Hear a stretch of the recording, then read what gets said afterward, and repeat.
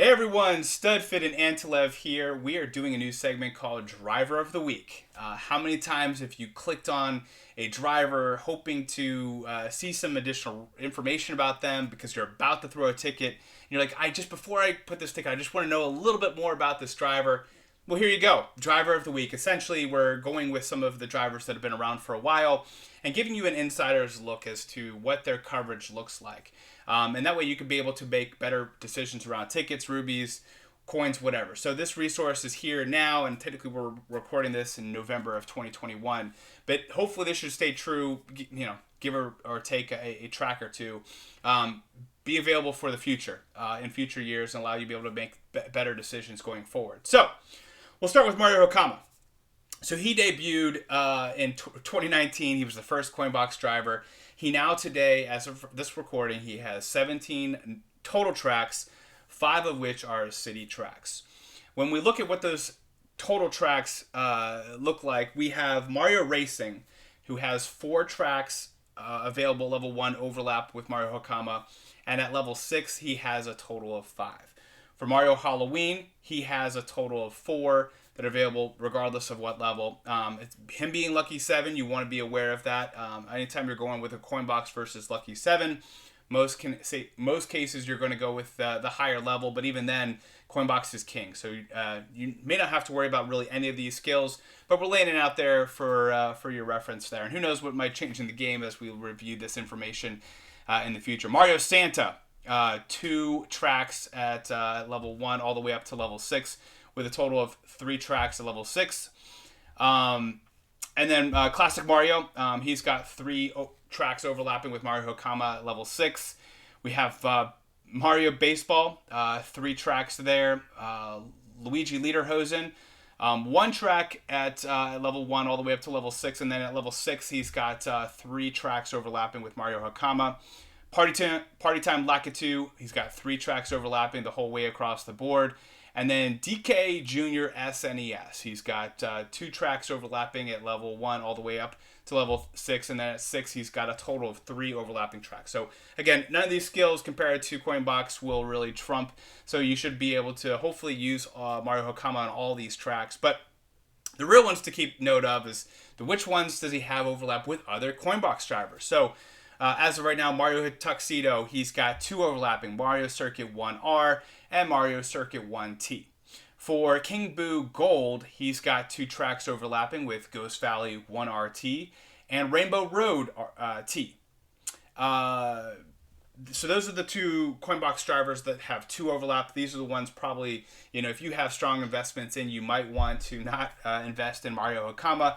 These next 4 drivers we're going to talk about all have 1 overlapping track. So for Pink Gold Peach, Rainbow Road T. For Peach Vacation, we have Mario Circuit 1R. And then Party Time Pauline, Waluigi Pinball. And then Gold Koopa Free Running, Mario Circuit T. So those are our Coinbox driver overlaps. Very important to keep note of. Now, these next 6 tracks, as of this recording, are his exclusive tracks. No one else has these tracks that are that have Coinbox.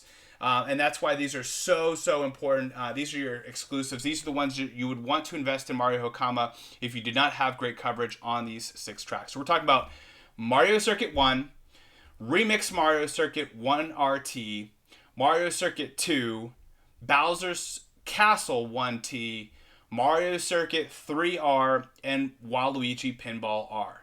So there you go. Those are really the most 6 valuable tracks for Mario Hakama and what he brings to the table for his coverage. Antilev, tell us a little bit more about Mario Hakama. Yeah, so we picked Hakama as the first driver to analyze because he's a really interesting driver. He's old. His raw coverage is very narrow. When we look at his non-city track coverage, he only has 12 tracks, which is really low, even for a Coinbox driver. Coinbox drivers in general have lower raw coverage than normal drivers, but even for a Coinbox driver, 12 tracks is really low for non-cities.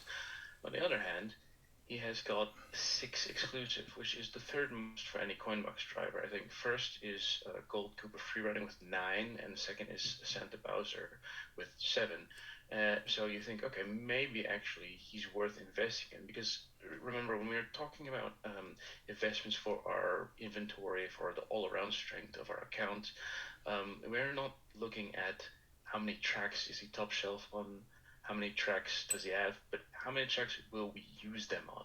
And as your account gets more mature, as you get more drivers, there is overlap, and so you're looking at the effective, like what does this one driver, investments in him, what does he give me? So that's why I wanted to pick Hakama because it seems like a bit of a sort of Marmite character. Some people think he's great to invest in. Some people like, I'm just going to completely ignore him. Both of those opinions are correct, and it's totally dependent on your own account. So let's have a deeper look. He's got 12 tracks only, but he's got the 6 exclusives. So let's first look at those exclusives. 3 of these exclusives are actually covered by Pit Crew Toad, who is a boomerang driver. And he's a super. So when we talk about Mario Circuit 1, we talk about, and let me just pull this up real quick, what exactly he has.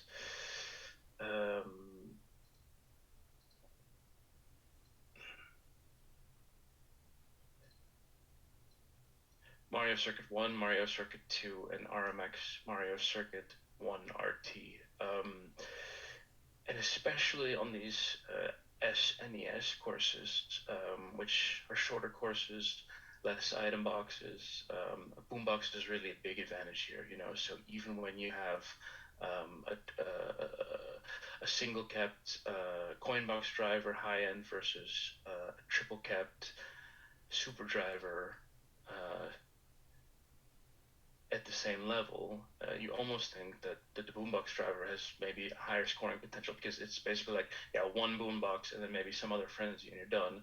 Whereas with a coin box driver on a 4-box track, you need like at least coin box frenzy and a coin frenzy and a single box. I think that's like the bare minimum for a good action count score. So he loses, but he shares 3 tracks with Pit Crew Toad. And another one he shares with Donkey Kong. And Donkey Kong is also a super driver, which a lot of players, especially older players, will have maxed out, highest level and triple capped. And he's got the Giant Banana. And Giant Banana is also, a plus item where you can score. And that overlap is Waluigi Pinball R. And this is a track where you can get 200 actions pretty easily with Coinbox or with Giant Banana. And an interesting thing about Giant Banana is that the same actions with Giant Banana versus Coinbox or any other item basically is better with Giant Banana because the base points of a banana hit are higher. So we're looking at 2 other courses which are left over. They both so one of them is Bowser's Castle 1T. No other plus skill drivers there. He does have Bowser and Bowser Jr., both supers with the Bowser shell as top shell. A lot of players will have those. And the last one is Mario Circuit 3R. That has got 2 Lucky 7 drivers, Holidaisy and Party Time Lakitu. So he has 6 exclusives, but there is sort of a big caveat there. If you've got a maxed out Pit Crew Toad, he does lose a lot of value, I would say, for your accounts, unless you have him double capped or even triple capped. In which case, then, yeah, obviously a super driver cannot compare scoring-wise. And the last thing I'd like to talk about is actually a non-exclusive, but it's Waluigi Pinball N. He's not the only Coinbox driver there, but he shares it with Party Time Pauline. And now Party Time Pauline is objectively the worst Coinbox driver in the game. She has 1 exclusive track. She has a lot of cities and not a lot of non-cities. So a lot of players choose not to invest in her. So actually, this almost functions as an exclusive for Hakama. It's a nice course to have for him, actually. So I just thought I'd add that in the end. So to sum up, yeah, basically the way this works, I'd like to make a comment on for who does it make sense to invest in and for who doesn't make sense to invest in. Because for every driver in the game, I feel like there are accounts where it makes sense to use tickets, and there are accounts where it doesn't make sense. Um, so, who should invest in Mario Hakama? Accounts that don't have a maxed out pit crew toad, like my free to play account, I don't even have him somehow. So I'm thinking about it. If you're missing some of these Coinbox drivers, if you're missing Gold Boo and Tuxedo, okay, that's 4 tracks now where he is effectively for you and exclusive. That may be something to consider. Or if you're a really endgame player, a whale, so to speak, and you got him at 1190, he's still, yeah, maybe it's not that many tracks, but he's going to provide a benefit. If those tracks do show up and you have the resources, he will do a lot for you. Now, who shouldn't invest? Accounts that have Coinbox coverage on all of his non-exclusive tracks, and accounts that have basically level 7 triple capped Discord Toad. I think that more or less covers it.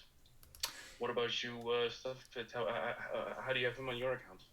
Yeah, and I think one of the things that could change in the future is as a new Coinbox driver is added to the game, they would kind of fit into this top square. And so, as kind of to your question as to how things are with my game, as you know, I took Toilet Paper Mario, Tuxedo Mario to level 7, triple uncapped immediately. So for me, that took 2 tracks right off the bat that Hakamo had. So, for me, it was like I had been delaying his double capping for a while. So I only have him at level 7, 980, and I probably will keep it that way. He'll probably be one of my last that I triple cap. As of right now, I have 5 Coinbox drivers triple capped.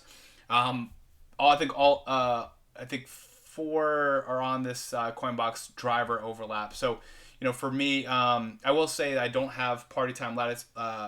Party Time Pauline and Mario Kama. They're still at 980 as their base points, and that's because I just haven't had the time or haven't had the necessary for me to be able to put tickets in them. So they're the ones that are lagging behind. And I think that's kind of been the case, and I'll probably be okay with having a track or two. I do know some of the other whales have double uncapped them. I think double uncapping them is fine. I think as the meta in this game changes to be a lot more, we're all kind of triple capping our drivers. He'll probably be my second to last, only behind Party Time Pauline to be able to triple uncap, and I think that's just because there's more opportunity to be able to use those base points elsewhere. However, he is a Coinbox driver, so each of these exclusive tracks are helpful. I thought you did a good job of highlighting each one of those.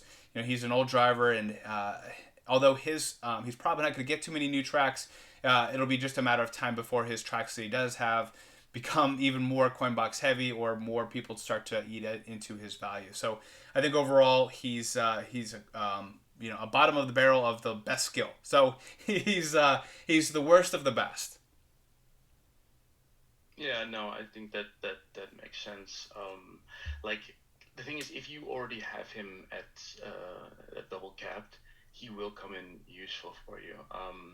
We also didn't talk about the weight. He is a medium driver, so on any course where there is not a heavy overlap, and so in this, when we're looking at this slide, we're only looking at the courses covered by Gold King Boo and Party Time Pauline.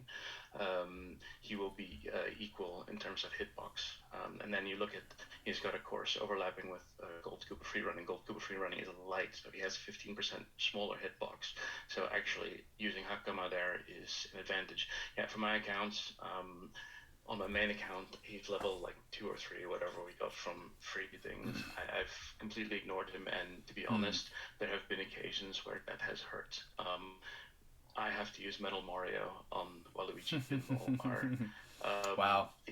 Yeah, no, but I mean, okay, but it's like a couple of courses, but it does happen occasionally, but that's a choice you make, right? On my free to play account, I don't have Pit Crew Toad, which is probably Okay. nobody watching this video has this problem that I have, but it just has not come up. So the longer it goes and I don't get him, the more I think, hey, maybe I gotta throw a couple of tickets on him. to if these Mario circuit courses come back, so that's a sort of like I'll cross that bridge when I come to it. I've got other Coinbox priorities on free play account, but I am really considering it, especially because I just put all my tickets into the new Yellow Bitcoin Toad. But yeah, that's basically where I'm at with it.